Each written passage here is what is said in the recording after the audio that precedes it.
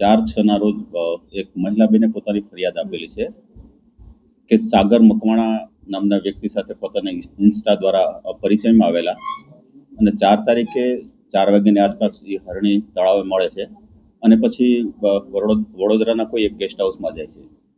બેનનો આરોપ એવો છે કે ત્યાં આરોપી જે સાગર મકવાણા છે ત્યાં ચપ્પુ બતાવીને પોતાની સાથે ખરાબ કૃત્ય કર્યું છે. આ મુજબની ફરિયાદ 4 તારીખે દાખલ કરવામાં આવી છે અને ગઈકાલે સાંજે સાગર મકવાણા આરોપી છે એની ધરપકડ કરવામાં આવી છે. સંપર્કમાં કેવી રીતે મળ્યા?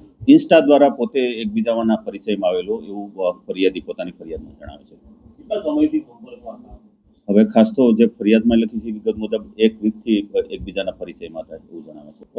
ચપ્પુ કબજે કરવાનું બાકી છે અને તેના માટે આરોપી છે તો એને રિમાન્ડની પ્રોસિજર કરવામાં આવશે, નામદાર કોર્ટમાં રજૂ કરવામાં આવશે. બંને પરિણીત છે? આરોપી પરિણીત છે. બેન વિશે હું તમને વિશેષ ખાસ નહીં જણાવું. એ તપાસના કામે જે ચાલે છે તેમાં કબજે કરવામાં આવે છે અને એ તપાસ હાલશે. ના, હોટલનું નામ નહીં. ગાડી કબજે કરવાની જે તપાસના કામે જે વિગત ખુલે એ બાકી છે. આજે આરોપીને રિમાન્ડ માટે રજૂ કરવામાં આવશે. આરોપીને પોતાનું MD ફિટનેસ નામનું જીમ છે બાપોદ પોલીસ સ્ટેશનમાં.